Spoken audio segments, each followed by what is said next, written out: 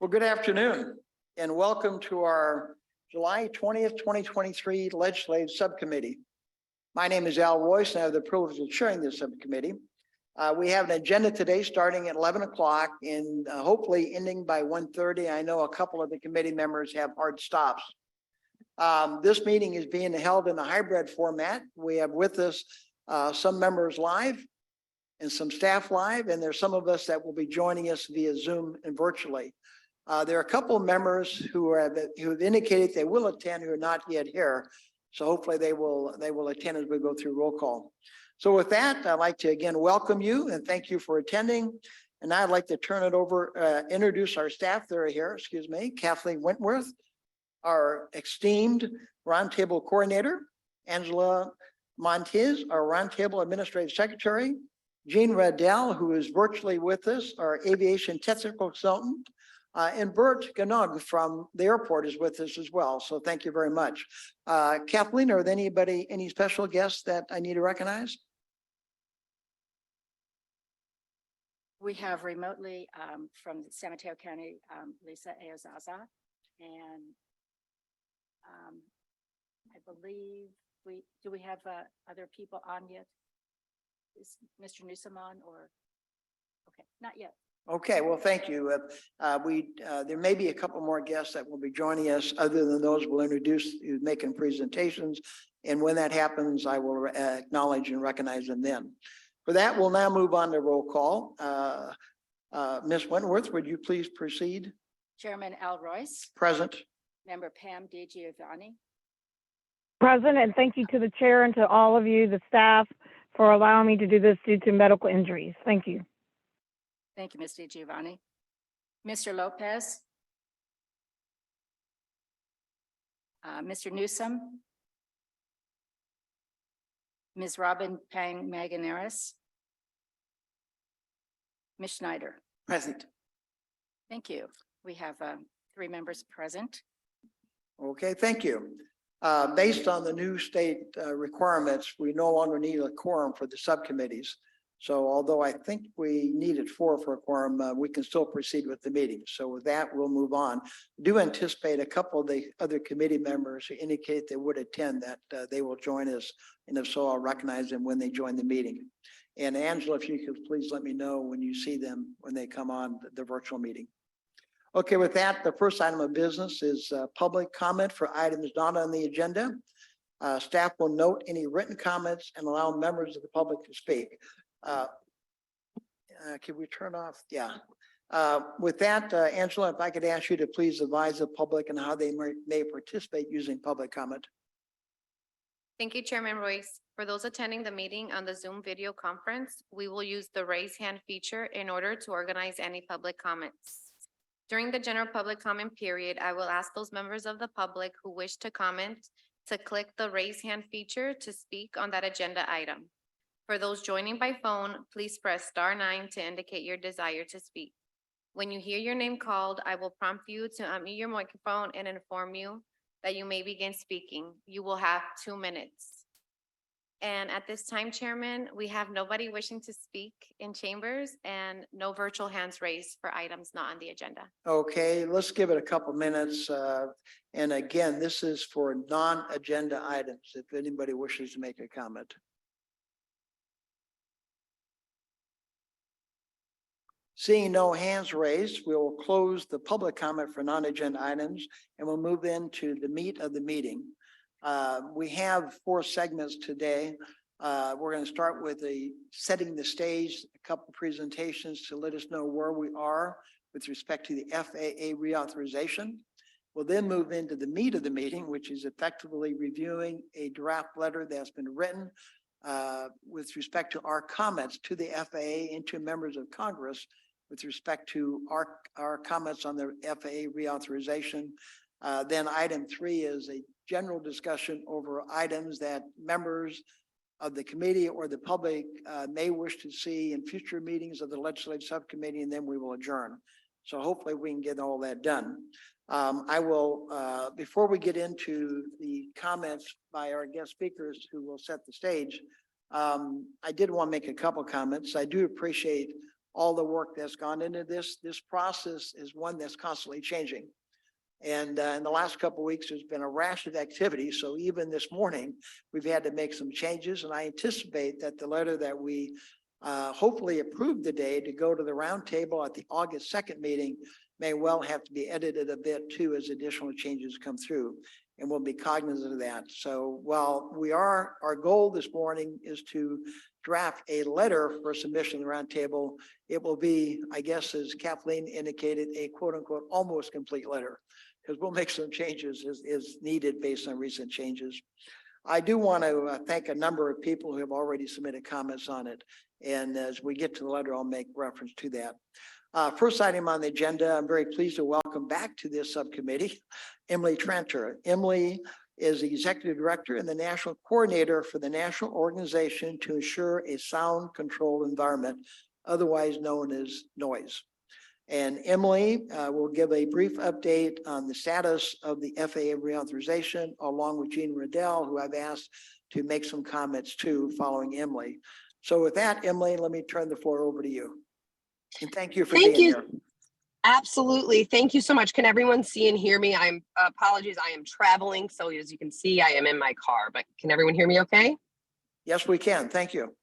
Wonderful. So thanks for the opportunity here. And we've been working with you all, staying in close touch over the past year as things with the FAA, both the bill and then also a public comment do progress. And as Al said, yes, things are moving very quickly. And I will say that the draft letter that is in the works is extremely well put together. And, you always have to react to things as they change. But so that's great. So right now, our current status is that the U.S. House of Representatives did vote on their bill yesterday to pass the FAA reauthorization. It was a vote of 351 to 69.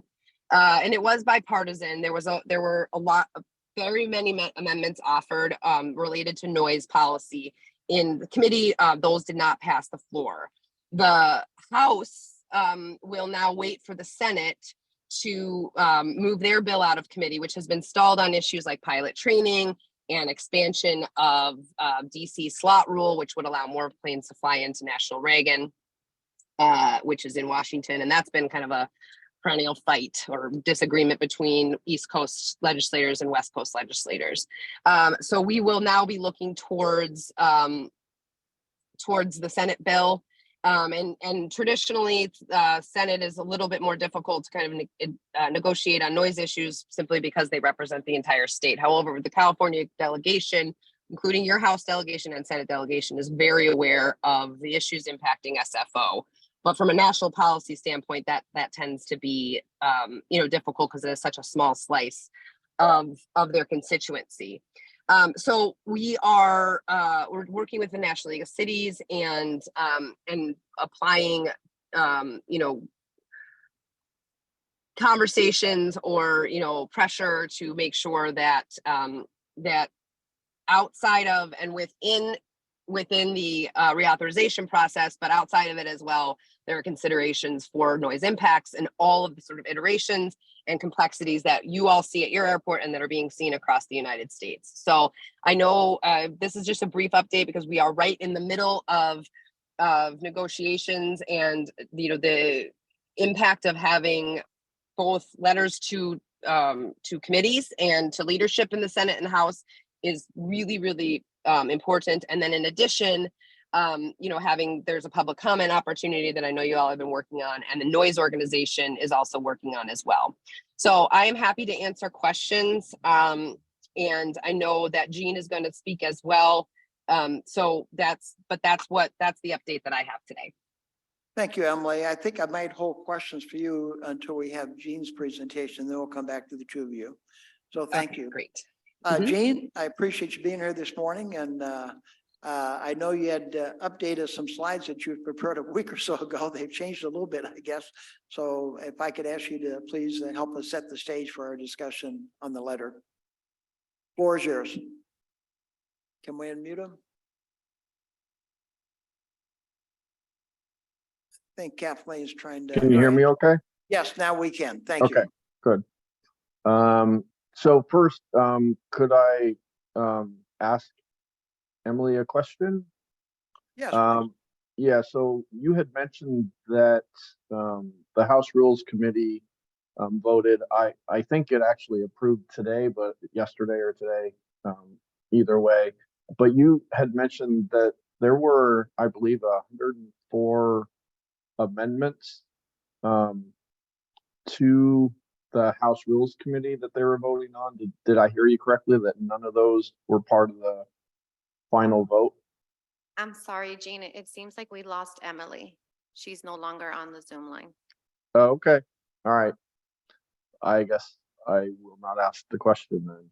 Give me Well, just a hopefully second. she'll rejoin us. I know she was in a car, Gene, so. Yep, okay. I'm trying to figure out which screen to share.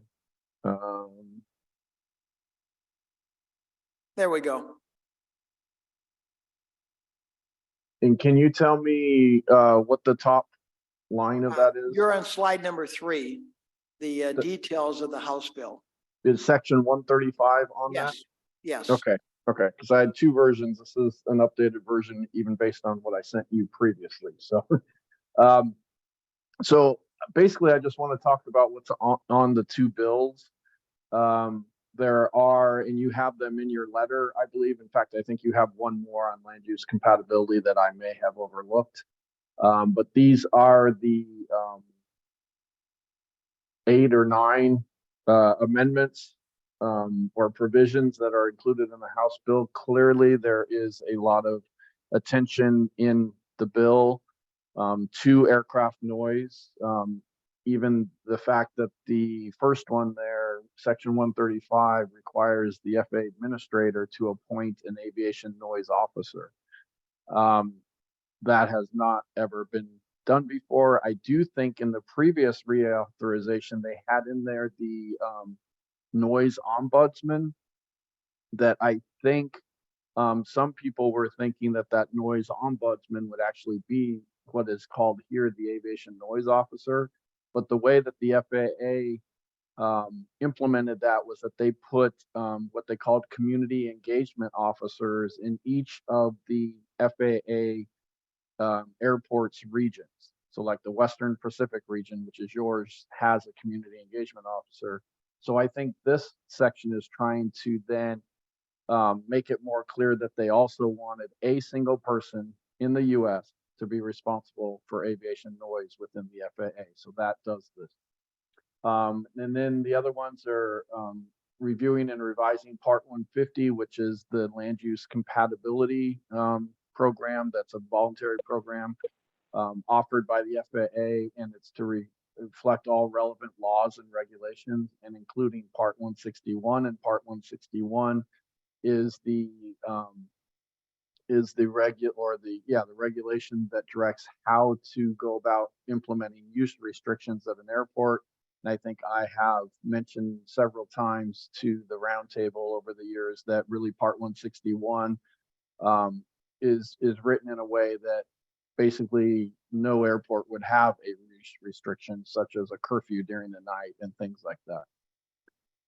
And so there are other reducing. Gene, could you Yes. hold up 1 minute? I think, Ann, you had a clarification on that? My apology, Chair. Yeah. Jean, could you go over again what you just said on curfew? I'm having a harder time hearing you. Yes. So what I was saying is that Part 161 is the federal regulation that describes how you would go about implementing a use restriction, such as a curfew at an airport. And it is written, in my opinion, in a way that no such use restriction would be allowed under Part 161. And so I think what this review and revision is to try to perhaps address that through Part 150 and 161. And then there's a few others here: reducing community aircraft noise exposure, come up with additional ways to mitigate those when you're developing a new flight procedure.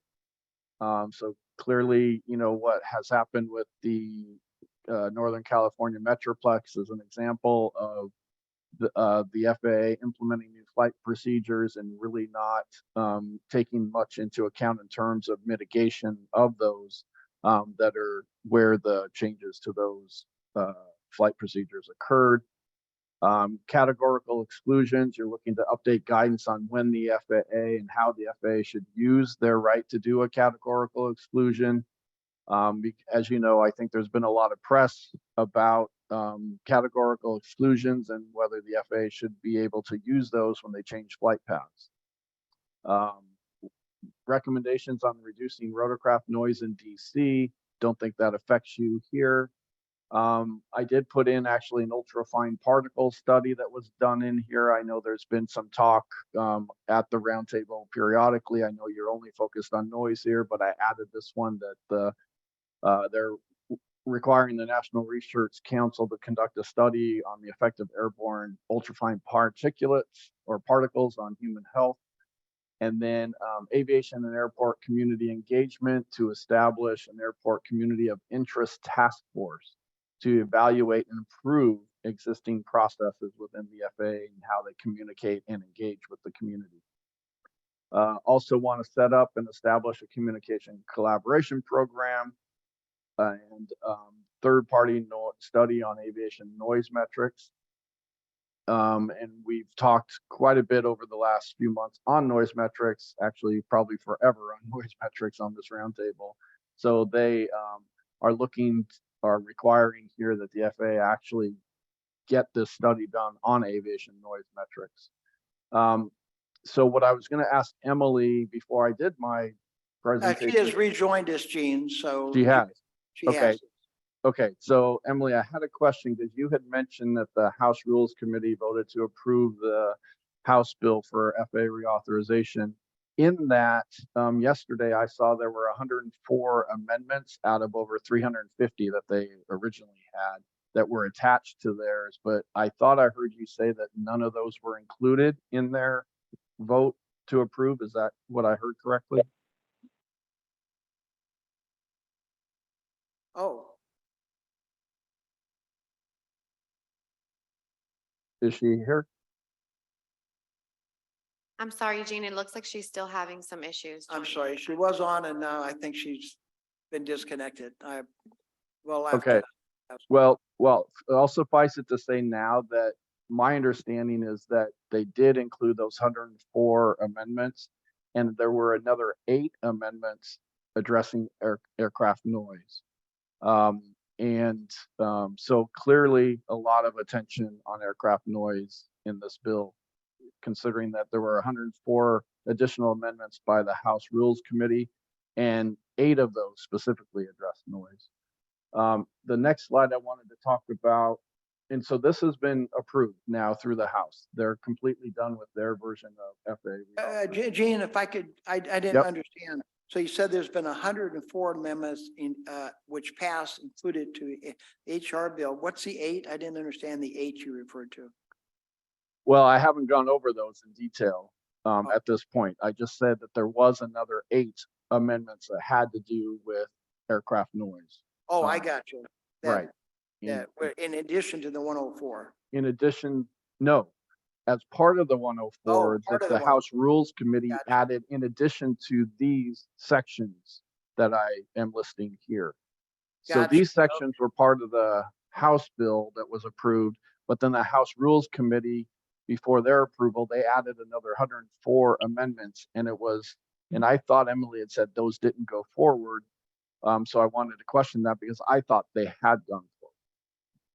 Okay, thank you. We'll ask her when she comes back. Okay. Thank you. So now you see in the next screen on the Senate bill. We do. Thank you.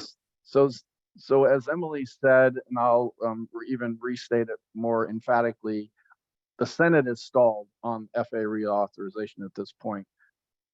Their major fight is the 1,500-hour rule that's required of pilots before they can, fly commercial aircraft. And so I'm not sure what exactly the fight is. I haven't been following that, but that is basically what has stalled this FAA reauthorization bill going through the Senate. There is some hope on the Hill that they will just remove that from FAA reauthorization so that they can focus on those things that have consensus, such as these 4 items here that are part of the Senate bill. which has drone-specific environmental review guidance,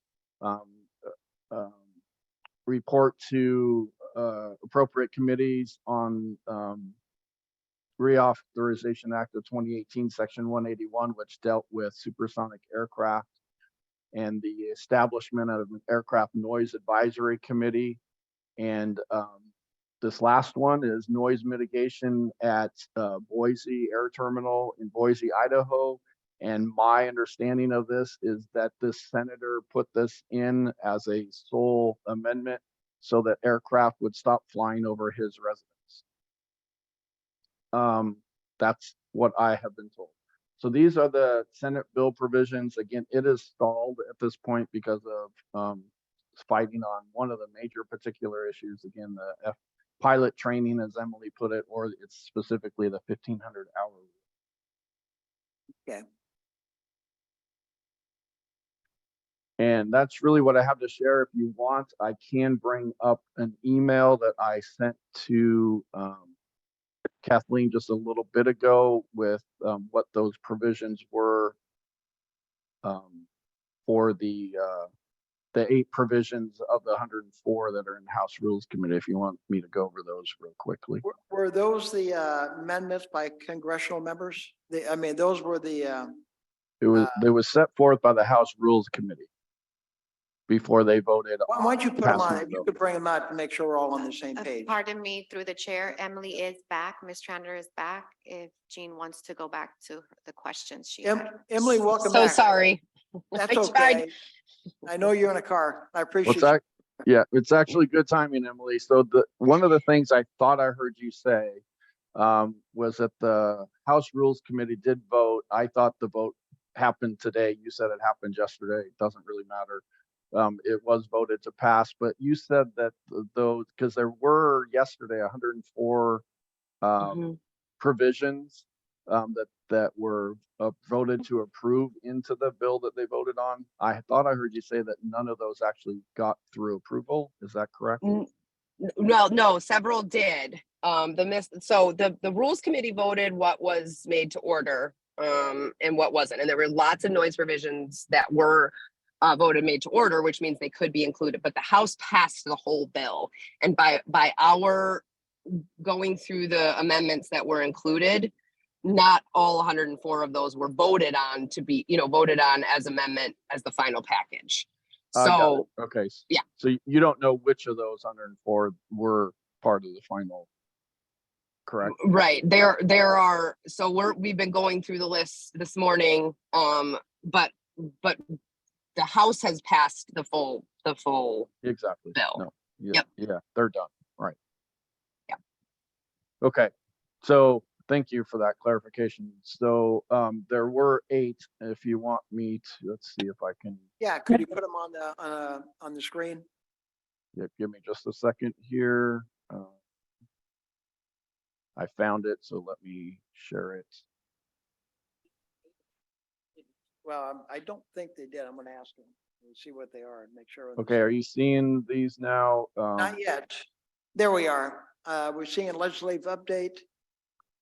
Yeah, so it's Yes, those yes. items A through I. Are those all on the screen right now? Yes, they're all there. So those were the ones as of yesterday. And again, I have not been able to go through, as Emily has said, she hasn't either. I couldn't even find it, what was actually the final, and I didn't want to guess here. So these were the 8 that the House Rules Committee added.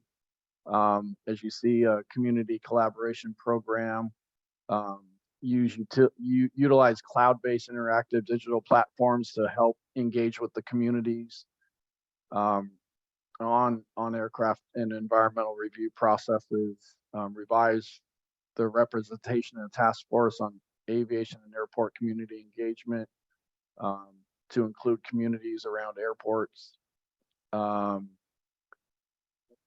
Let's see here, I'm trying to clarifies that as part of Part 150 noise standards, feedback should be solicited from individuals living in overflight communities. Part 150 as written is really intended for those communities really close to the airport, those within that 65 DNL contour. And this is suggesting that, no, you need to reach further out beyond that for Part 150. Item F now requires a community collaboration program to directly interview impacted residents. Item G, in section 135, to allow more avenues for the public to have their concerns relayed to the aviation noise officer to provide to the administrator. And H is requires the Comptroller General of the United States to conduct a study on the response time of the FAA in regard to congressional inquiries and requests. And item I then is to increase the number of annual events the FAA must convene to engage with aviation impacted communities in each geographic area of the administration from 1, which is in section 483 now, to 2. So those are the amendments that were on the House Rules Committee prior to their vote, and I don't know which of those made it all the way through. Okay, thank Any you, questions Jane. on any of this? Emily or Kathleen, do you know of which? Well, so because the bill posted last night, passed last night, when the rules are made to order, we just have to now wait till the bill text comes out in full and see if these sections are included. So once I am off this call, the timing was perfect and not so perfect, Right. for when they released it. Same. But I will, once I can get to someplace with a computer, I will look and I will, Gene, you and I can connect to, so we make sure.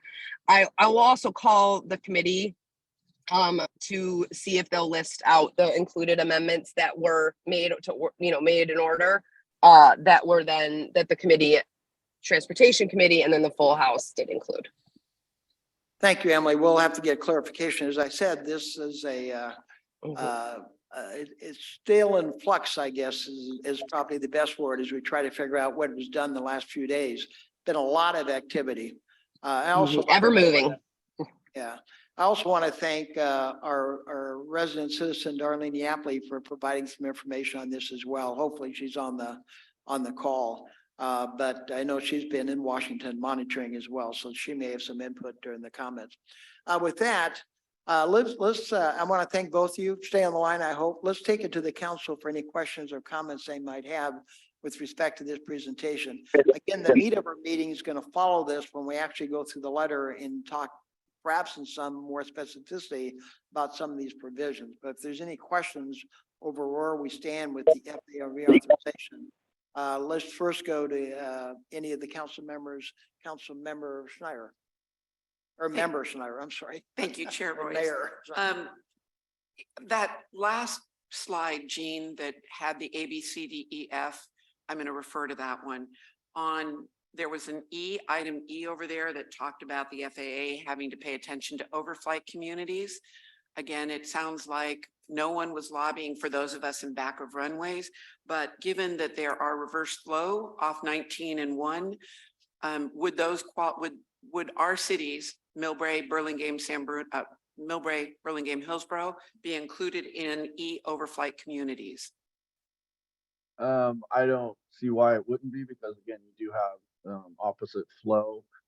I think it's also hard to know how the FAA will interpret some of these things, right? When they do have to implement. But I think the message in there is that stop looking just at those communities adjacent to the airport. Look further out. Look at those that are outside of those contours, because noise doesn't stop at those contours. I think that's kind of what's being said there. I appreciate that, but under the current guidelines, and Ms. Tranter, I will bring back when we were together at National League of Cities in a bit, the communities behind the airport are already ignored. They are already ignored, and I didn't see anything on the list that said that anybody would start looking at those communities. What that means to us is, in our communication with the senators, we have to be very specific of how SFO, the 5th busiest airport in the country, the one that handles the greatest flow of Pan-Pacific aircraft, needs to be included. And the comment that was said earlier, the comment that was also said when I was at National League of Cities, is SFO is not reflective of the greater national airport. Okay, maybe because of our unique reverse opposite flow and the preponderance of flights leaving off runway 1. But that does not mean we should be ignored. And my look at this is that our issues will be ignored. Even if they get the ultrafine study in, which I think is fantastic, we're going to get ignored on that. Even from the ultrafines, just from the 17% of flights that take off over Millbrae, Burlingame, and Hillsborough, and then over Montera and Pacifica for that matter on that. Interesting that they're stalled over 1,500 hours. I think I liked everything you had on the slide, Jean, but I'm confused whether or not they made it in or didn't, or are those the ones that we're most going to lobby for? And I'm assuming somewhere in there was sort of a metrics. Are they going to look at ANC weighted metrics and the average? So I just saw Emily shake her head saying no. So again, when we talk to the Senate now that our concentration's on the Senate, we need to push that up on what we need to see. We need them to have honest metrics, not metrics that bury the truth. And it is that simple. I am thinking, I'm glad you picked up on the curfew. We need to at least say that, because in some cases that's the only thing. I think Millbrae hired our own lobbyist to deal with issues quite often specific to transportation agencies, basically abusing my city. And I'm not even looking at the airport right now. And we have been successful in Sacramento. I think our roundtable should consider hiring our own lobbyist on that. At least a lobbyist in DC, because you can't keep saying, oh, SFO, you're unique. You don't fit the national norm. Therefore, we ignore your issues. And Emily, I'm sure that's not what you intended, but when you said back at NLC, SFO is not like the other airports. And then Yeah, no, and just I want to clarify that, because I think what I was saying, if I recall back to that very early morning in March, what I intended to say and what we as an organization say quite often is that SFO, like every airport, is unique, right? So the issue is not that national policy should ignore it, but a lot of times what happens is that national policy, FAA policy, cannot and is not a useful tool to deal with individual airport issues, because every airport is different. And if you apply a federal law, it may not be beneficial to, more than one airport or more than a handful of airports. So I think that's what I was intending to say. And I do agree with you that direct lobbying on a city's issues is an important tool, because national organizations and even roundtables, which are the most important tool to engaging with Congress and the FAA, particularly at your region, they are completely invaluable, because because that's how the FAA decides that they're going to I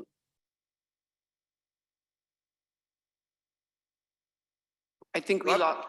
We lost you. We lost you, Emily. The voice went out. Audio went out. So if I can just finish while she's, sorry. I think you're muted, Emily. Could you unmute yourself? Yes, I'm sorry. There's a call that keeps coming in from the panelists that keeps cutting me off. It's not on my phone, it's on yours. So I apologize. That's okay. Yeah, but so that I think that direct lobbying on specific issues is key, because where the decisions are made at the tower, at the regional level, the connection with your delegation, congressional delegation, to then make that circle whole of making sure that FAA headquarters is on the same page and they're having that congressional oversight. That's really, really key. So that's what I'm talking about when I'm talking about, SFO compared to every other airport, is where you find those hooks may not be in an overarching national policy, because it may not be helpful to you, or it may, it just is more individualized. So I hope that's more clear. Thank you. I'm sorry. I'm sorry. Can I keep going? I one think more. I have Kathleen one had a more. comment on that might be responsive. Kathleen, did you want to? I just wanted to share a thought here, and that is that in these documents, whether they're Jean's or anybody else's that give you a one-line description of the bill, that's just a kind of a concept, and it doesn't begin to say what is inside the bill. And that's important, because the one that you referred to, Ms. Schneider, was Ms. Meng's amendment, and that was the overflight communities.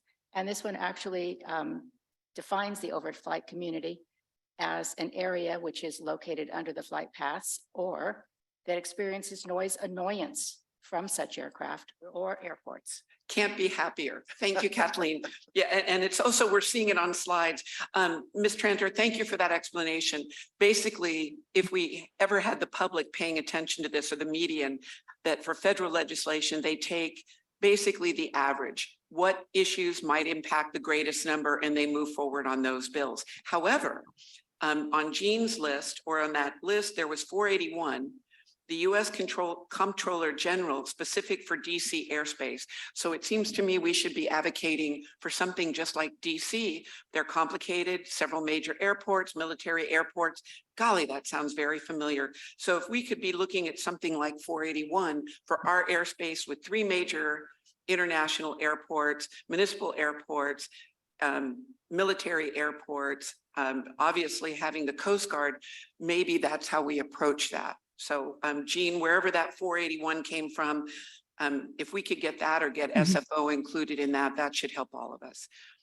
With that, and let me just make one final comment on that. And you know, just for, I think that's a great idea to kind of to zero in on where on looking at things, and particularly the Senate doesn't have a whole lot of weight in DC. And Eleanor Holmes Norton, though, is the chair of the Quiet Skies Caucus and also the Transportation Committee. She doesn't vote on the floor because she's a delegate, but she does have a lot of committee power. However, just one other thing to keep in mind as you look at those options is that DCA is a federally owned and operated airport. So that is it's a different beast. Doesn't mean that what you're saying can't work or be tweaked, but I just wanted to flag that. I would only add for us, we are what is California now? The 4th largest world economy. So we are generating the funds for the federal government, and we need to start using that. Thank you. Let the record show thank you, Member Schneider. Let the record show that Member Robin Manganeris, I pronounced that right, Robin? Sorry, has now joined us a few minutes ago as well. And just for the record, while it's not needed, we do have a quorum. So just for the record. With that, let us continue. If there's any member comments, I would ask that you ask questions, but refrain from comments, because the next section will be making comments on these with respect to which we want to comment on and which that we don't. So, and with that, so let's go to to Robin. Did you have any questions or comments? I know you just joined us. Okay. And then we have on virtual, Member Giovanni, Pamela, did you have any comments? Yes, I just wanted to know, how is it that, how can we keep up with some of these flights? Like United just added nonstop to Manila and some other nonstop flights. So it's an ongoing issue that over in SFO, just like other airports, I'm sure across the nation, that all these extra flights are being added, which is great for the consumer and especially my constituents in Daly City and other places, that they're able to go see their relatives, that it's just increasing, and that we need to, who is monitoring that to when it regards to this legislation, and is that a part of all the bill as far as being able to, some kind of component in it that says in addition to some of these added flights? Because it looks like to me it's just going to be more and more and more SFO. That's one of the things. Thank you. Thank you. I think the issue of the increased flights, I think, is rests with the airport with respect to their capacity, but we'll note that, and perhaps we can get a comment later on that. If that's so I guess is that. So yeah, so I guess, Chair, what I'm trying to say is there's not legislation in order, I guess, should there be, I guess, over the fact of airlines, what guidance do they have over when they do add flights, right? What metrics do they use when they do add flights to schedules or to air traffic? Would either Emily or Jean like to refer to is there any comments within the FAA reauthorization regarding the addition or deletion of flights to specific airports?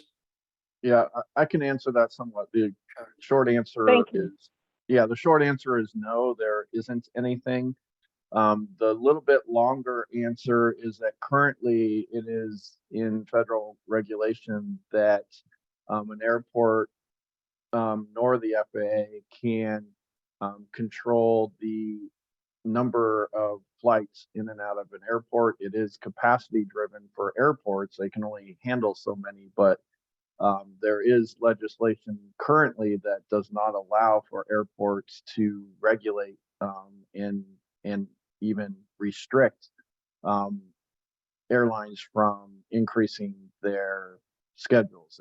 It is solely up to the airline to work with the FAA to adjust their schedules. Thank you. Thank you for that clarification. Thank you, Chair. Thank you. Any other members from council before we go to public comment? Okay, with that, we'll go to public comment. Again, Angela had gone through the process. Angela, do we have any public comment on item number 1, which is the current status of the FAA reauthorization and some of the amendments which had been added or not added? Thank you, Chairman. We do have a virtual hand raised from public member Darlene Yapley. Great, thank you. Could we now recognize Resident Darlene Yapley? Thank you. Thank you for the effort. It's really wonderful to see. And the good news is there's many amendments that were submitted, some that were former Rep. Spears. The not so good news is that most of the amendments did not pass the Rules Committee or the House. On Jean's list, Jean, you actually had 9 on there, not 8, but the ones that did get voted in block yesterday from the entire House was A, C, D, E, F, and G. So those moved forward, and they actually are making, some of them are making amendments to the ones that the Roundtable is supporting, but I will cover that later when we get to the letter. I did not track H, I, and B, so I can't comment on that. And I think the question to ask Emily is, does it make sense at this time to actually give feedback on the House bill items when the bill is passed, and then instead maybe focus on the Senate? Thank you. Thank you, Darlene. There was a question asked, so I'm going to ask Emily if she would respond. And again, if I understood you correctly, Ms. Yapley, you're saying A, C, D, E, F, G all passed? Is that what you said? Yes. They did. Okay, good. Thank you. Could you pull that slide up again? Just make sure we're all cognizant which ones those were. And that was the letter you sent. Jean, if you could put it up there.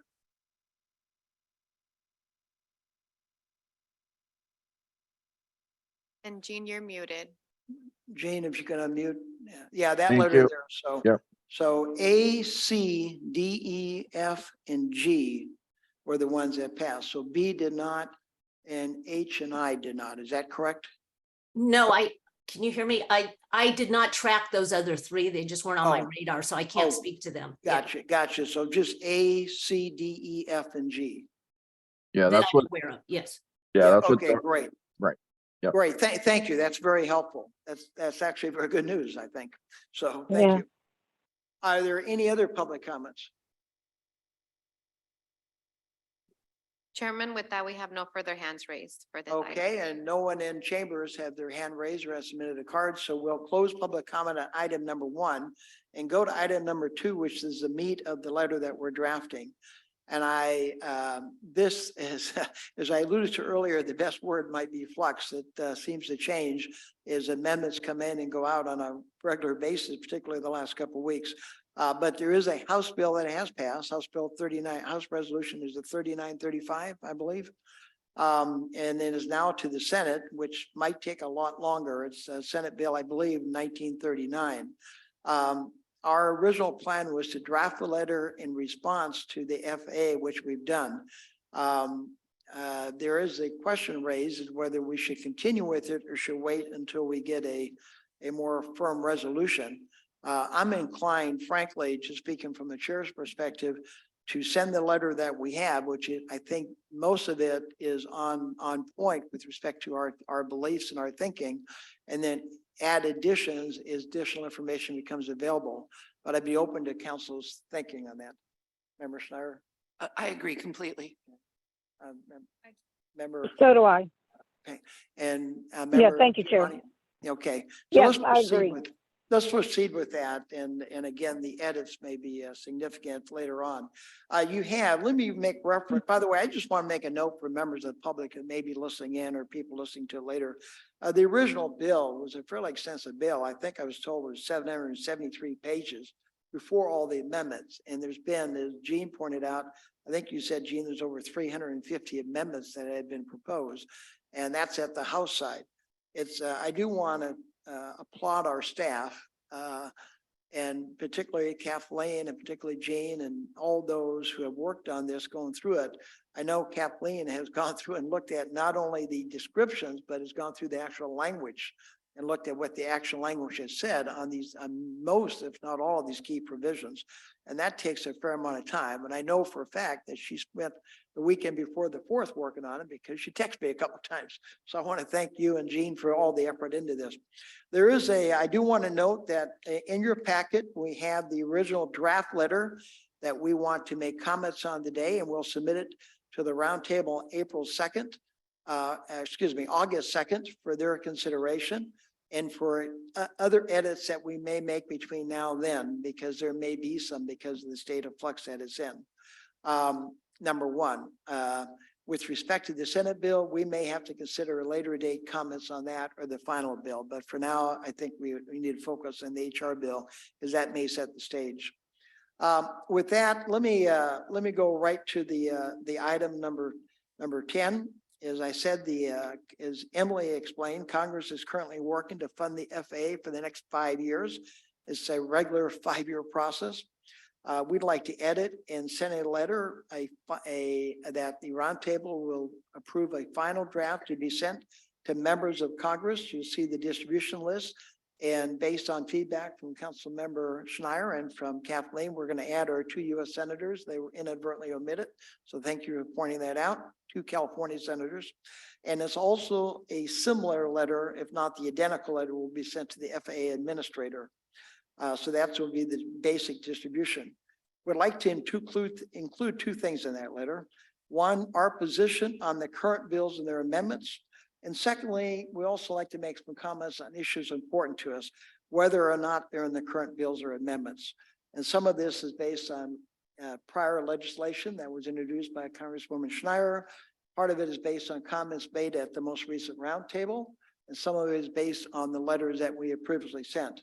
I would note that this letter incorporates by reference and will include the letter that was just sent on noise metrics, the response to the noise policy review by the FAA, and also includes by incorporating by reference the letter we wrote in 2016, just to give some indication. And there are points there that we want raised, but we don't want to repeat them in the format. That letter gets pretty long and may get lost in the reading.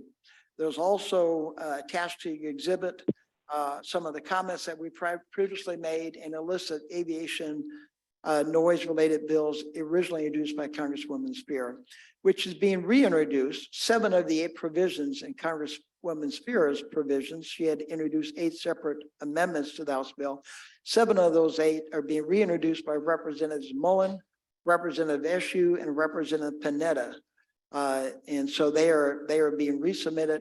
The one of the 8 bills not being resubmitted is not needed because it dealt with night departure, and that has now been implemented, the recommendations in the original legislation. So with that, let me see if Kathleen has any comments before we go through the draft letter. Kathleen, did you have any comments? Okay. I think I dropped something here, but I'll get it later. Okay, with that, could I draw your attention to the draft letter that's attached in your exhibits? It's undated, but it's a letter regarding FAA reauthorization. I'd like to focus the bulk of our discussion on the letter, on the recommendations per se, but I would note the first 3 paragraphs really just basically repeat of what we've said in prior letters. Introduces who we are, what our objectives are and what our goals are. The only change in this introduction, I believe the only change in this introduction from the introduction of the letter that was approved by the roundtable a couple of weeks ago at their last roundtable meeting, was in paragraph 3, we talked about the preeminent goal is to improve aircraft procedures and operations which have detrimental noise impacts, We added a comment about sleep interruption, the last sentence, which affects health and is a concern for adults and children. So we just added that one line sentence. I'm assuming that that because it's a repeat of what's already approved, there are probably no comments on that, but again, I will take comments. But for now, let's move on to the fourth paragraph, by the way, is a comment directly responding to the inquiry, and that is that we do support robust funding the FAA, especially in areas which avert and remediate the noise and health impacts caused. We recognize the role that the FAA and our airport sponsors play in maintaining a robust aviation system for both national and local economies. So we want to support the funding, and we also want to acknowledge the roles and the difficulties, the balance and the efforts made by the FAA and the airport with respect to helping do that. But then the next segment is where we get into the meat of the letter, and there's really 3 parts to it. Part number 1, it starts with regard to HR 3995. We support the following sections. That's laying out what I think was in the original bill, and there's 6 listed there. We're missing 2, so we're going to add section 43 and 44. So the 8 segments, which I think Jean had laid out, which had previously been discussed in the House bill.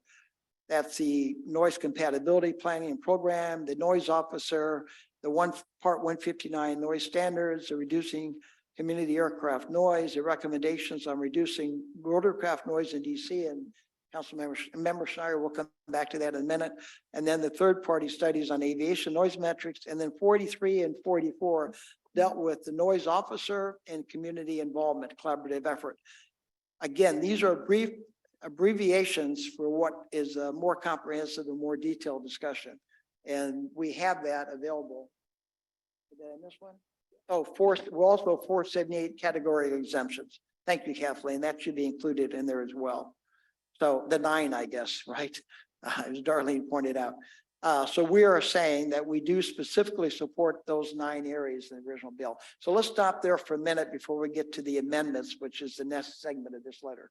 Councilmember Schneider, I see your hand raised.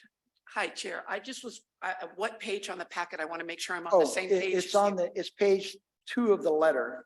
Or page 5 of the packet? Is it page 5 of the packet? I think it's page 5. Page 5, I'm Okay. sorry. All right, Page just 5. to make sure Yes. we're in the same place. Yes, page Thank 5 you. of the packet. Okay. Did you have any comment? Okay. Well, I just was thinking of Emily's comment, but this probably goes under the things we'd like to add. So we've been trying to say that SFO is unique, and yet that won't make it into federal regulations. What if we said, and the FAA should have,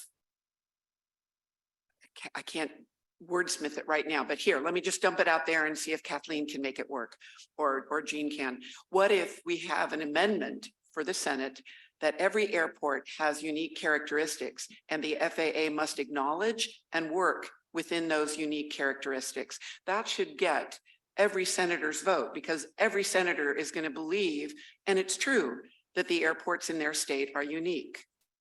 Mhm.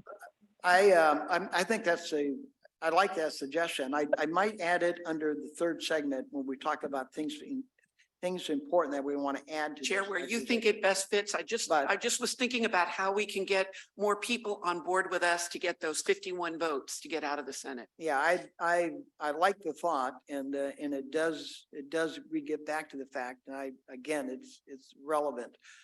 Let's make a note of that, and we'll come back to that. Yeah. Okay. And by the way, I think did we add 4? Yeah, we did add 45, didn't we? Up on the first segment. 482. Is that not included? No, it's not. Oh, I'm sorry. From Jean's list, under the original bills, and I listed those 8 provisions. it's ultrafine particles. And I think we want to include that too, that we support. So if you look at the segments under HR 3935, what we're proposing that the letter should include section 101, section 135, sections 476, section 477, section 482, 483, 484, and 485. Is everybody following that? Yeah. Okay, good. And if for Zoom, maybe Jean pull those pages back up. Jean, could you pull those pages back up, those, your slide deck with the four?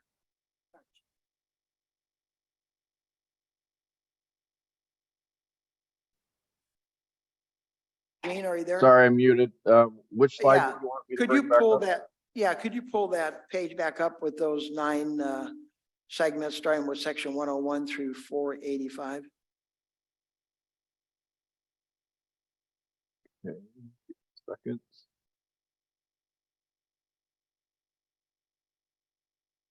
This one? Yes, yes. So those are the, see, there's 9, right? 1, 2, 3, 4, 5, 6, 7, 8, 9. And I think that's all of them, right?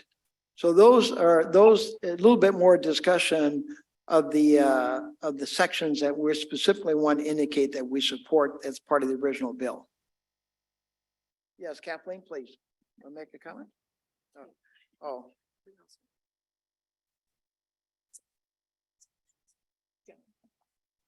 But wasn't that in the original bill? Section 101? Oh, I'm sorry. Kathleen just pointed out 101 is not on your list, and we do support that. And those are funding for the noise installation and compatibility program. So my apologies. That's not on your list and should be included, section 101. Correct. Okay, gotcha.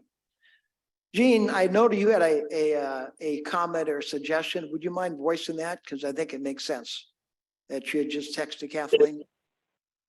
Sure. So my thought is, along what I think Darlene was implying, is that I think it's a good idea to recognize the success of the House and to kind of thank them for taking into account aircraft noise in addressing some of the issues.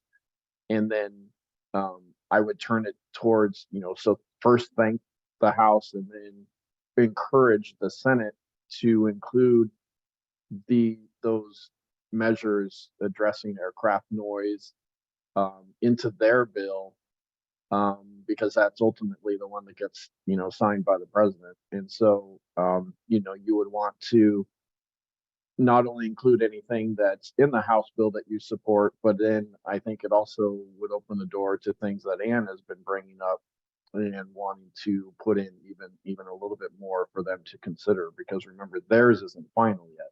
So, All right. If we'll know by August 2nd whether it's final yet or not by that meeting, because they're in recess during August. So if it hasn't been finalized by then, we will know. So you could even modify the letter again if you needed to, if that became finalized, and I'll keep you up to date on that. I think that's a very good suggestion. Is anybody opposed? Pam, I will call you out because. No, I think Okay. I think good. it's excellent. Yeah, Excellent. okay. Thank you. Good. And Darlene, hopefully you weigh in. Hopefully that is accordance with your recommendation, but I think that makes a lot of sense. I think these are, unless there's objection from the committee, I think we'll move forward to the next item on the agenda, because I think there's probably unanimity on support for all of these 10 provisions that are listed there. They're consistent with their comments we've made before, and I think they are all in furtherance of some of our goals that we've alluded to. Are there anybody that would oppose any of those? Bert, can I ask you if you have any comments on that? No, sir, I don't. The only thing that I was going to mention was the ranking of SFO, the busiest airports, is still number 7. Number 7, huh? Yes. Thank you.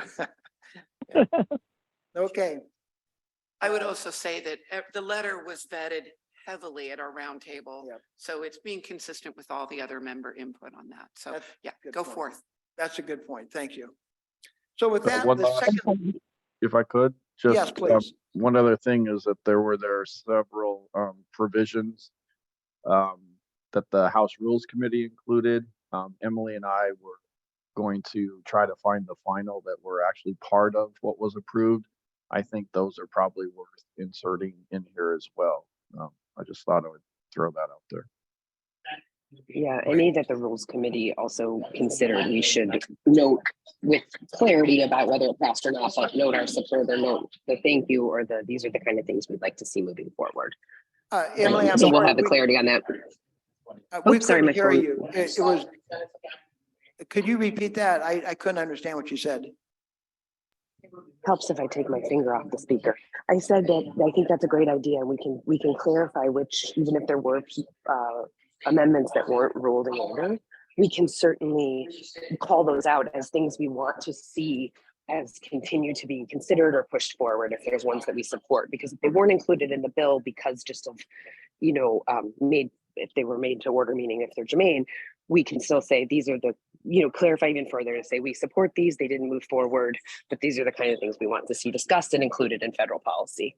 And Jean and I will, make sure we've got the breakdown of which ones are in block, which ones weren't made to order, and all of that, so it's clear. Great, thank you. Okay, with that, let's go to the second segment here, and I'm sorry, Council Member Schneider. Thank you, Chair.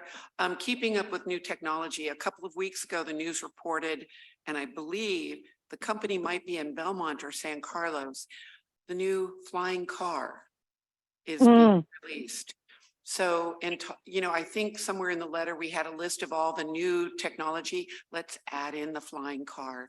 That's in segment 3. Is it in? So Okay, we'll sorry, come I'm back. jumping ahead, but Well, that topic is in section 3. Okay, Flying all cars, right. a good comment. So we will come back when we get to section 3. So remind me. Yeah.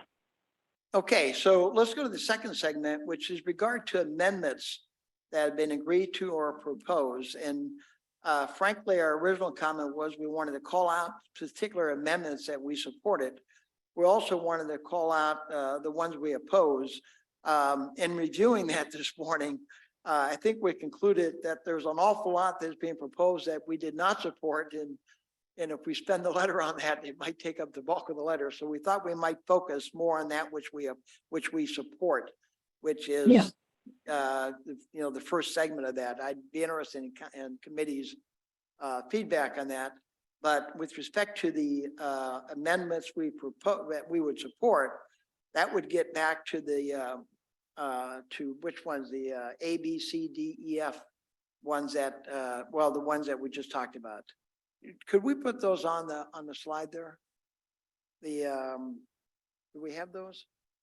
The bills, the amendments proposed by these are the Ming amendments, and they're the Jean, do you have those? Your slide with the A, B, C, D, E, F, and G. I have Ye- them as well. I can. You have pull it? them up. Okay, Angela, if you could put that up, that'd be great. Through the chair, Yes. while Jean's working on that, are there a couple that we really, really, really oppose that we might want to highlight? Okay. I was only thinking that the FAA is really being pushed to approve quickly all the new technology, and that we might want to have that slow down, especially for heavily impacted airspace.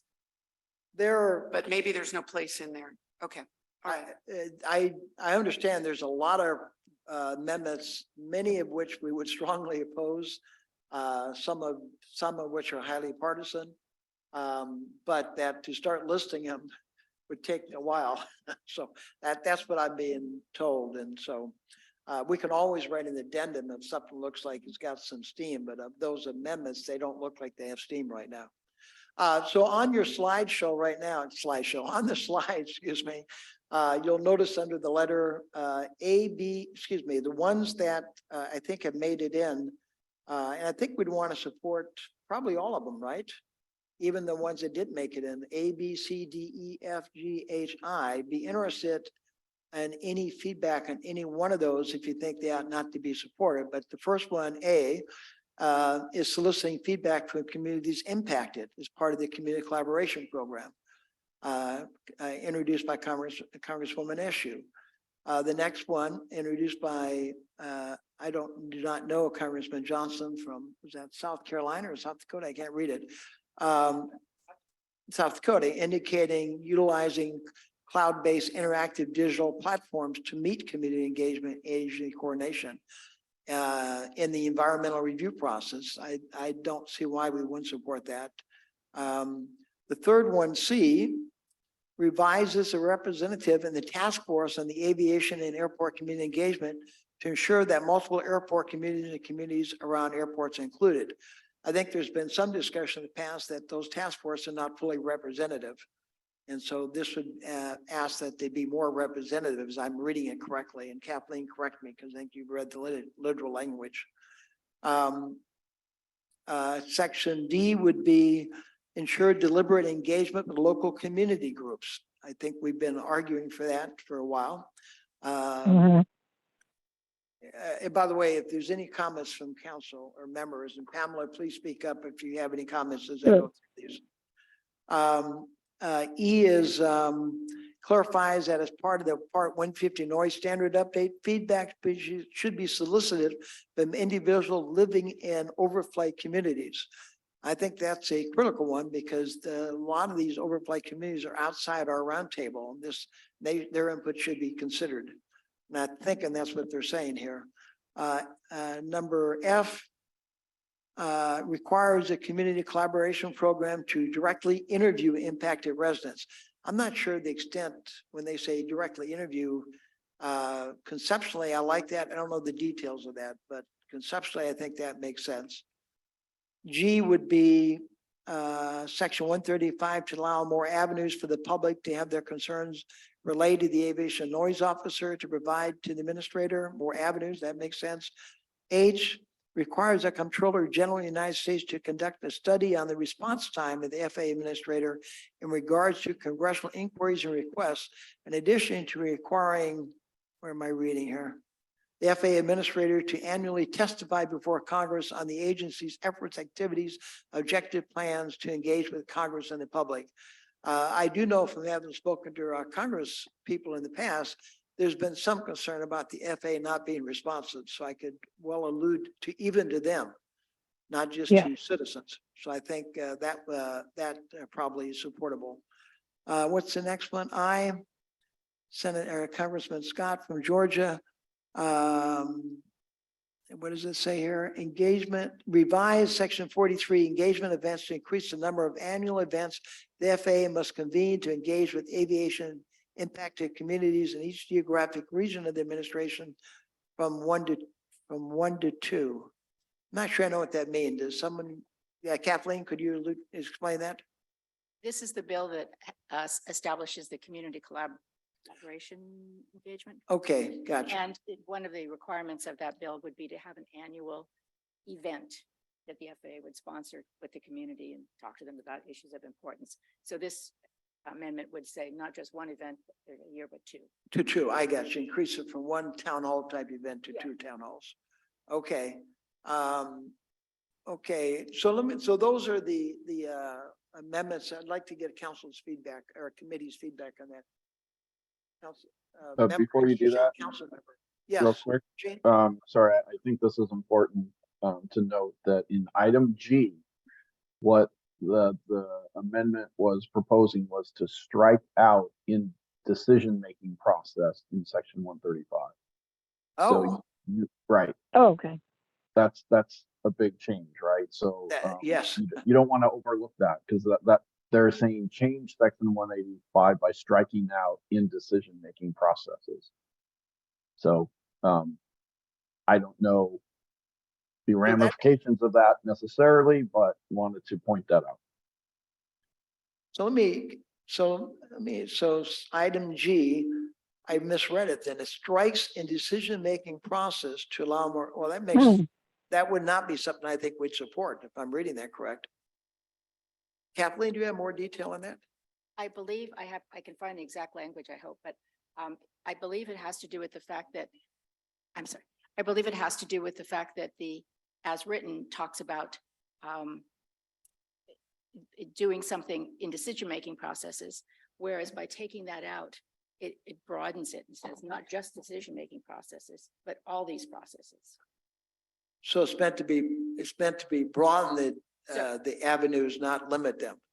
It's removing a limitation on the type of processes at which a good thing should happen. So let's assume for now intent is to broaden it, but that may be something before we submit this letter to the roundtable that we get more information on. Okay. Or would you like us to, as a subcommittee, just give the chair and Ms. Wentworth the ability to clarify? And if it fits our general purposes, go ahead. Okay, at the end, I think I will ask for that permission. Thank Okay. you. I'm Yeah. sorry, member Maganaris. I'm sorry. I believe all of these amendments are appropriate and good and make sense. The question that I have is in terms of quantifying. So for example, section A, it says to solicit feedback from communities. How much feedback are they speaking about? The only place where I see there's quantification is down in I, where it says increase the number of annual events from 1 to 2, but the rest is pretty vague. It could be defined as solicit feedback from one person, or it says an F to directly interview impacted residents. Is one person enough, or how many? That's my wondering in all of this. Kathleen, you had read the actual language. I'm trying to pull up the language right now, but I would guess that these one-liners that we're reading Yeah. are simply a headline, and we just have to go to the language, and I'm sure it's much more quantified if it can be, but let me see if I can find it as you go on to something else. I don't know if I doubt that they quantify it, but I assume underlying all of this is this a reasonable efforts attempt that would pass a reasonable man standard. But you're right, that has been subject to discussion in the past. Although if I can. Yes, just please. You have the comment, language? you know, sometimes when these amendments are submitted, or any bill for that matter, it's a matter of making sausage. And sometimes the best you can get is as a study on something rather than a change that you really want. And so sometimes you don't get a big number of people. Maybe sometimes you have a pilot project to try to get it. So I'm going to guess that even no matter how many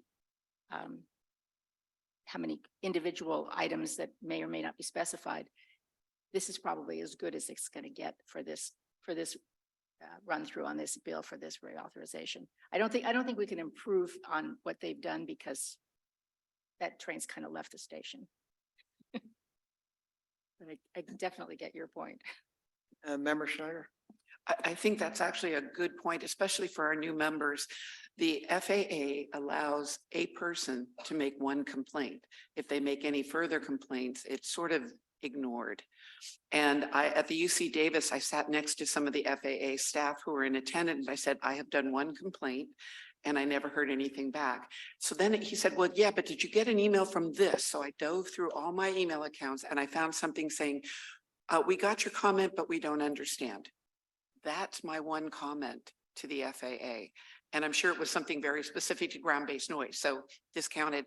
Along the same lines, the term engaged with the FAA, they can engage, listen, and do nothing. Now, it may be that there's too late, but maybe somewhere in the letter, it can say to our public, when we engage and we listen, we're frustrated because we can't do anything to help them. That's what makes this committee frustrating. But there should be a process that the FAA creates to take these concerns that they keep hearing over and over again and figure out how to fix the problem. And that's that missing gap. The FAA because really their job is to protect airplanes in flight. And those of us on the ground are really not their top priority. And there's nobody other than the US EPA who then comes in and they're so, I've been trying for 7 years to get the US EPA's attention. So I think your point is really good. It's not just engagement. It's not just account. It's, are you actually doing something? Responsive. Well, they can respond. They can say, hey, we got your message. And that to them is responsive, but we wouldn't consider it responsive. Good point. I would echo those comments.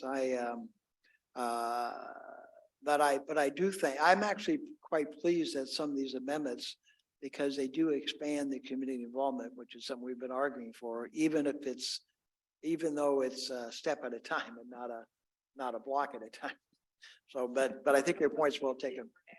Yes, Yeah, that's through right. the chair. Yes, Through the chair. Member Giovanni. Yeah, I like to share my experience as well, and Member Schneider, that's a good, excellent point in the chair, because even as, like you said, we're trying to help our constituents here, and even telling them that we've had several, my communication was, we had, even before I got on the SFO roundtable, we've had several complaints or even saying what the complaints were, they were non-responsive. So that's just not been a good experience. Yeah. So I agree. Got you. Thank you. Thank you. And I think Thank we you. all have shared that. Although I do think there's been an increase in the last few years. Oh, yeah. So slow but surely, Definitely. knock on wood. Okay. Thank you. That's the Um, idea. Yeah. So I think what we're suggesting here in this section is that we support these A, B, C, D, E, F, G, H, I amendments. If you have others that you'd like to add, please let us know. I think we also, I'd like some feedback on this. I think I'd like to add support for the amendments that were proposed by our local congressmen, Mullen, Eshoo, and Panetta, even though they were not passed, that we include that in our listing amendments that we would support. Any comments on that, Councilmember Schneider? I would support that. What about, did Congresswoman Pelosi have any, and any of the East Bay congressmen? I People? don't think there were any from, I'll defer to Gene and. I'm happy to give you flexibility, what Yeah. you guys think to support our Congress people. Then, I mean, I would I too. make that Yeah, motion. if you I need will that. give, through the chair. Okay, thank you. We'll check with them to see if there's been amendments proposed by them. I'm not aware of any, but it's possible they have, particularly some of the East Bay congressmen. Yes.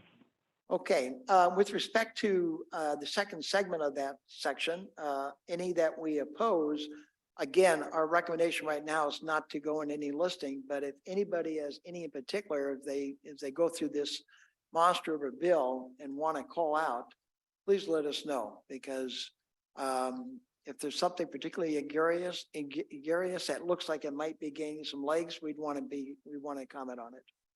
So with that, let's go to the third segment. The third segment is more of a catch-all because it's items that we've talked about in the past that we want to call out. And probably the most important of those is item number 1, which effectively gets back to the fact that this 2 standards we don't think meets the requirements of the objectives of the good of the public or of the industry, quite candidly. And that is number 1, obviously, is safety. That's clear standard number 1, but number 2 is efficient use, or it's been called a euphemism for fuel efficiencies and cost savings. But what was taken out at one time, and we'd like to add back, is environmental health impacts. That they and the fuel efficiency at least be listed as the 2 secondary standards. So that spells it out in more detail and more articulate than I just did. But that's what this segment is meant to say, that we want to urge the FAA Congress to effectively get back to including environmental protection, noise and health impacts is a standard that airlines need to look at.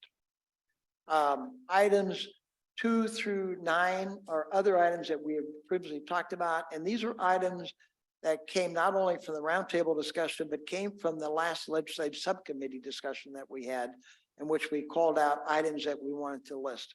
So that they're listed there.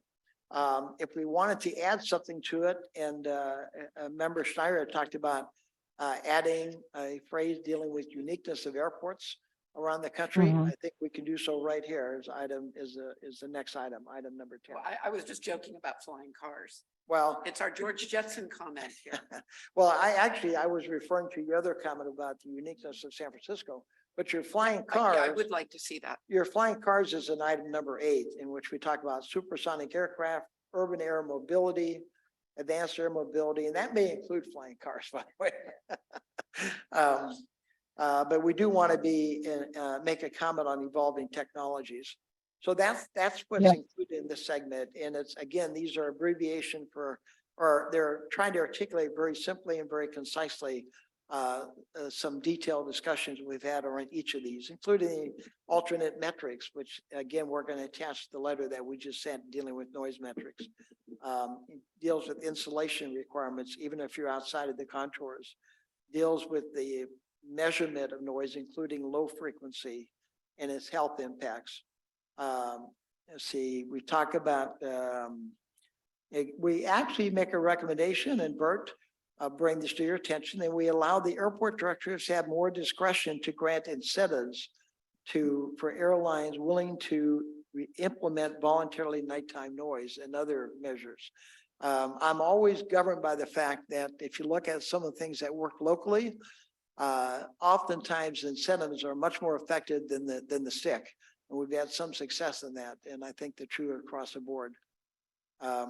Bert, did you have any comment on that? I see you're nodding your head. Yes, sir, I do. I was going to say that the airport director is very aware of that. Okay. And he did remove the incentive program for flights that operated at night. So they were incentivized during the day Okay. and during nighttime hours. Those were removed. Good. So he'd be supportive of that, I assume. I think he would, yes. Okay, good. Thank you. Personal opinion. of Well, course. we value our collaboration with the airport, and we want to make sure that Yeah. we provide greater flexibility to them. So we talk about including community impacts, item number 4. Anyway, those rather than read them all, I think they're self-explanatory. Hopefully, does any members of the committee have any feedback on this section number 3, items 1, and then through 9, with the addition of item number 10, uniqueness of the airports? And I think Member Schneider articulated it very well earlier. Hopefully, we got that language. And, Member Schneider. I might be jumping ahead. Oh, Chair. excuse me. Before you Okay. get to that, Kathleen had a question.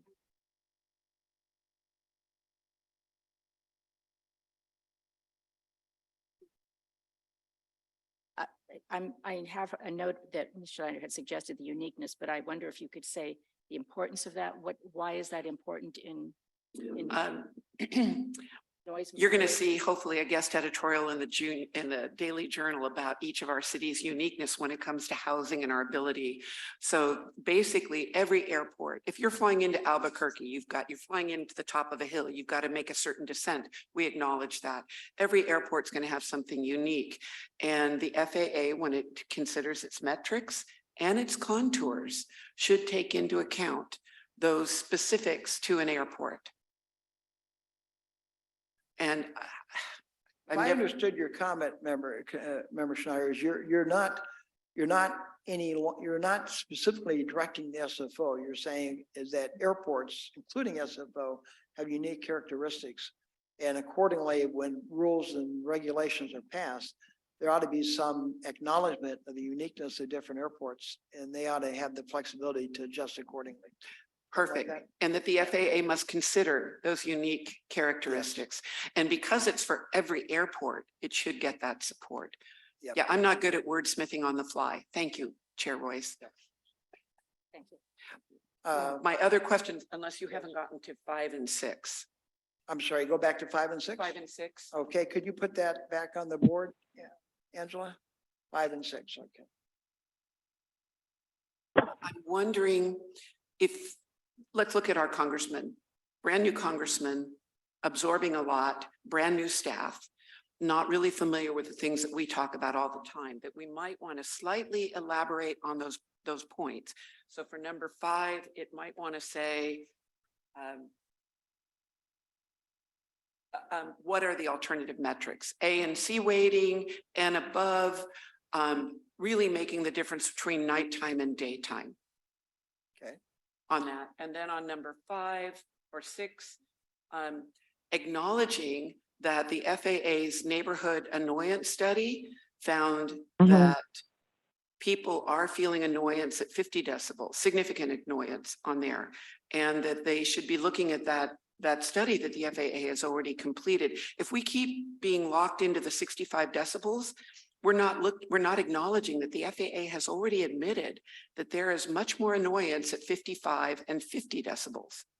And it's in their study. So our comment, I would just upgrade our comment to say, and reflect the studies the FAA has already completed and go beyond 65 decibel contour. Number I'm sorry? six, Number six. I Number think that's six. number 6. I think it fits kind of in number 6. We say 65. I'm just saying, Yeah. you got a Yeah. lot of brand new staff reading this. Yeah. And let's make it a little bit easier for them because they probably never heard the difference between C and A weighted and daytime, nighttime. Okay, Just as a refresher, in addition to this letter, the attachments will include our complete noise policy review comment that was submitted, which will have extreme details on all of that. And Just so hopefully they read that. Can I tell you, as a former activist myself, and now as a council person, I do read everything, but I'm much better on the cover page. I'm sure. but yeah, I think we could, I think given examples and again specifically reference our attachment might make sense there. Thank you. Other council member Giovanni? No, I just thought it was a good idea to recognize that when somebody, it's reflective, I think, is that what you're trying to say, Member Schneider? That they've already done the study and then 50, don't just go 65? Gotcha. That's most, yeah, got you. Thank you, Chair. Okay, Robbie? I do have a question on number 9, where it says regarding the need to fully consider social justice. I don't, social justice can mean so much, and what exactly is the point there? This has been an issue raised before, is that it seems like communities of concern have had a disproportionate burden from overflights. And when these regulations, so we're asking the FAA when they pass regulations or provide new rules that they pay attention to that and make sure that they're not causing that problem to get greater, and if possible, they can mitigate it. So we're just asking that as part of their decision process, they're cognizant and they include it in their thought process. I think I'm saying that correct. but- So in the same way, what Member Schneider was saying, Yep. to provide additional information for a newer staff. So maybe it could be something along the lines of to fully consider social justice impacts for marginalized communities, Okay, something along that lines. gotcha. Okay. Disproportionately impacted by noise, something. Okay, gotcha. Okay. That's a good comment. We'll expand that to include that. A good example. Ex- Sorry, through the excellent. chair, Bel Air School in San Bruno sits just outside the 65 decibel thing on the gap departure. But if we added low frequency noise as a greater measurement, it might fall within that, and that school could get insulation program. Gotcha. Yes. And if I- that's their Yeah. lowest income community. Yeah, and if I can add on to that, I recently did an interim principal gig at a school in San Bruno, and the impacts of the planes flying over stopped instruction. Really? So, yeah. Mhm. Juniper Sarah. Sorry, it's in Juniper Daly Sarah. City. Daly Sorry. City. I was gonna tell you, the same thing. And you must be reading my mind. I said, please include Juniper Sarah because it has been reported. You're right. That's how bad it is. And thank you for bringing it to the attention. Okay. And Bay Shore. We'll make a note of that. Let me call on Bert to have a comment on that. Yes, thank you. Through the And chair. Bay Shore School as well, over there off of Geneva. They also have to stop instruction. Great. Thank you. I was going to Thank say you. that I believe that Bel Air School has received some treatment.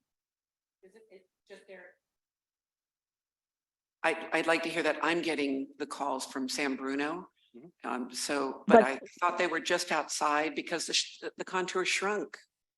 So maybe they got it, So- but they're not getting it now. To get any further. So through the chair, just for clarification, that in that area, so that Juniper Sarah is in Daly City, but it's under the, people know that South San Francisco Unified School District, which is in Daly City. The same thing we have with Panorama School in Daly City, which is part of the Brisbane School District. Well, let's make a Yeah. note to follow up on that independently, but I think the concept that we Oh, need, right. we need to include that in our comments there. Yeah, but I was just saying. Yeah, for- thank you.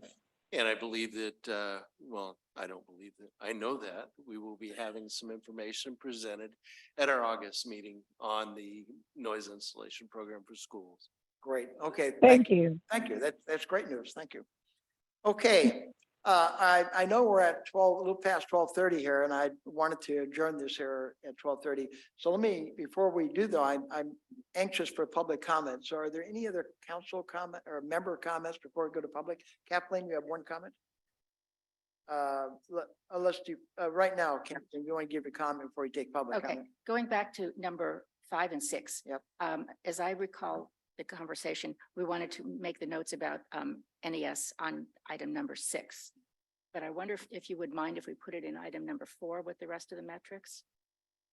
Because, Kathleen, I have perfect confidence in you and Chair Royce to put the stuff in the right place. all right. I thank give you that flexibility. I think it works better with it. Thank Thanks. you. Thank I you. concur. Good, thank you. Okay. Okay, any other council, member comments? Hearing none, we will go to the public for public comments. And Angela, if you could please see if we have any hands raised and we'll Thank you, recognize them. Chairman. We do have one virtual hand raised from Ms. Yapley. Okay, let's open it up. Darlene, thank you. Thank you. Should be unmuted. It's an excellent idea to include the proposed amendments from our local representatives. They've been highly responsive to their community. And I would also encourage you to consider Rep. Lofgren, who submitted something on leaded fuel, which got the support of most of the Bay Area reps. Please don't shoot the messenger, but 4 of the 6 sections that the roundtable is supporting, I would encourage you to reconsider or list some caveats. There are some fine print issues with them. Number 1, section 135, the aviation noise officer, don't be fooled. This is not a new role. It replaces the ombudsman. So it reduces the role, changes the name, and reduces the scope. This is not adding any employees if you read the fine print. Number 2, reducing community noise exposure. There's 2 words that are problematic. It says fixing things except if there's an implication of reduced efficiency. This means that night hush would never be considered using this 477, and there was an amendment that was rejected on it, but you should not be on record for supporting this.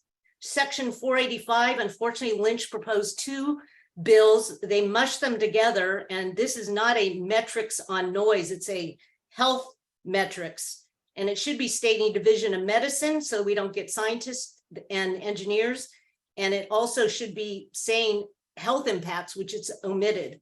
The last one is the CADEX, which I forgot what number it is, but if you read the fine print, it actually says that if you don't hit a minimum level of federal assistance or cost threshold, then you get to do a CADEX and don't get to do the full environmental review. I do not think that that is what this roundtable wants, is to get an exception if there's a lower threshold. So those are the things I think you should look at. And I think it's really looking at the fine print. Thank you. Thank you. I missed your comment with respect to your second comment on the noise exposure, and you said the efficiency standards. What Yes, were you referring, where were you referring to that at? in the copy of the bill, so I think Kathleen knows it. If you click and look at the full copy of the bill, it says mitigation as long as actions do not negatively affect aviation safety or efficiency. You have to strike efficiency because it means you can't propose things that may require any increased flying distance for an airline. That's what efficiency Gotcha. means. So it's very subtle. The rest of that bill is fantastic, but those 2 words limit what's possible. And I think you all know with night hush, that's an example. Yep, excellent point, excellent point. So we'll have to go back and look at that. That's a great catch. What number was that? Do you know offhand, Darlene? It's section 477. 477, okay, thank you. Good, great point. So we'll look at all of those. I think that one I understand. The other 2, I think I understand, but. Yeah, I think it's when you say you're supporting them, there's some boo-boos in them. And so Yeah. I don't think you want to be on record saying you're behind all these, you know? Good, appreciate that. Thank you. Are there other public comments? With that, Chairman, we have no further hands raised for item 2. Okay, with that, we'll close public comment on item 2 and take it back to the membership.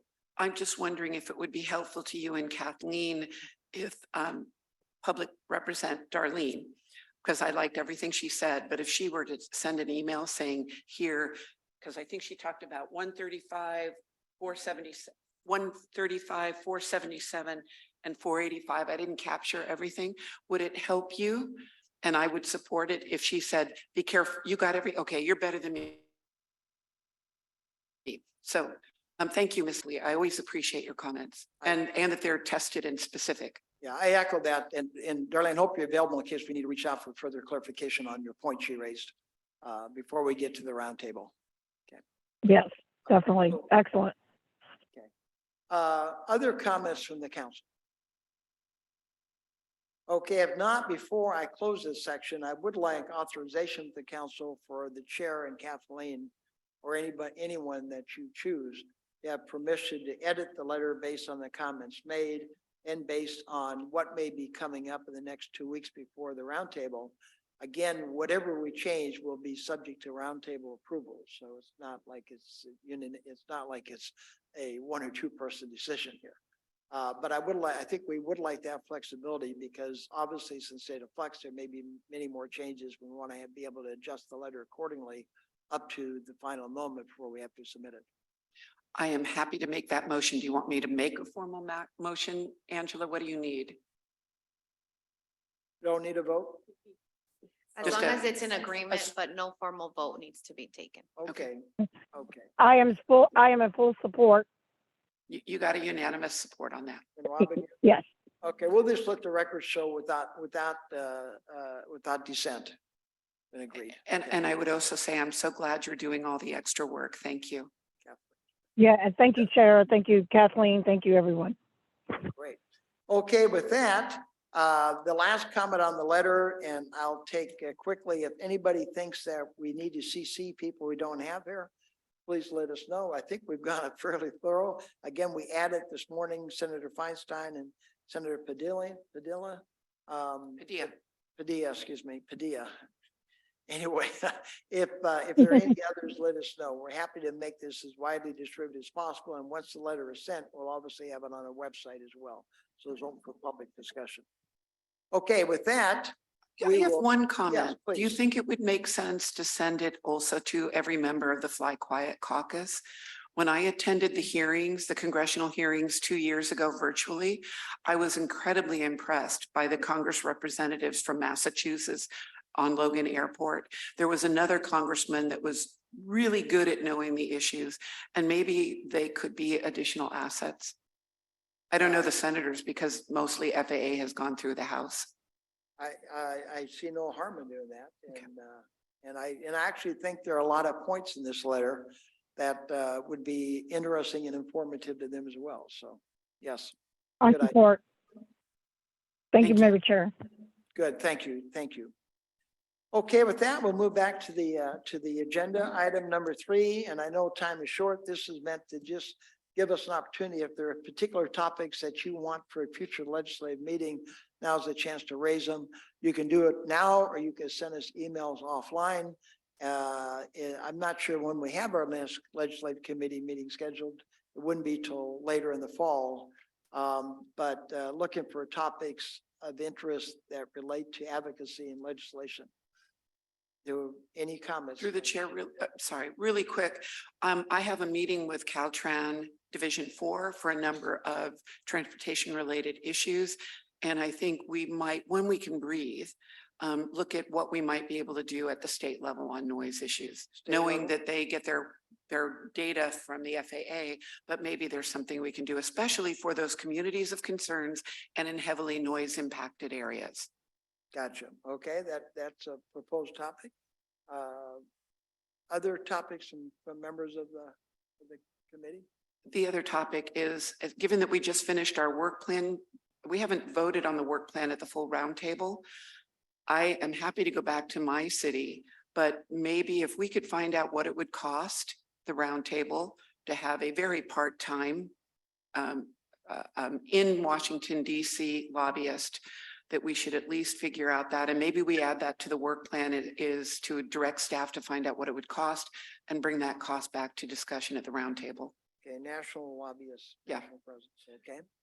And maybe we can partner with a couple of the other big airports. I'm happy to reach out to the Logan Roundtable. I was thinking, what if there were other roundtables as active as we are? And we got them together and collectively we have a lobbyist. Might like to find that senator from Idaho too, but I'm joking. But Pamela, did you have any comments? Sorry. No, I just support that because like you said, all on board, right? Because we want the best quality of life for everyone. Great, thank you. And working together is the best thing we can do with our airports, our SFO people. We're really, it's very important we work as a team. Okay. Robin, did you have any comments, questions? Okay, we'll take that into consideration. Again, I would ask if you have some ideas, please send them to either me or Kathleen so we can think about what might be a fruitful and productive next meeting. Although we may still be responding to FAA comments at that time too. So with that, I think I need public comment on item number 3 since it's a separate agenda item. So could we open public comment? Yes, thank you, Chairman. At this time, I do not see any virtual hands raised for item number 3. Okay. If there are no hands raised, we will close it. My comments about sending suggestions for future topics apply to the public as well as members. So let me note that. And with that, we're at 12:45. I apologize for running over, but a very productive meeting, very helpful. Again, this will be a topic for our August 2nd meeting. Not anticipate being the same detail that we did the last letter, but we do intend to get their approval and make sure they're aware of it and understand the basics of the letter. So with that, we stand adjourned. Thank you all.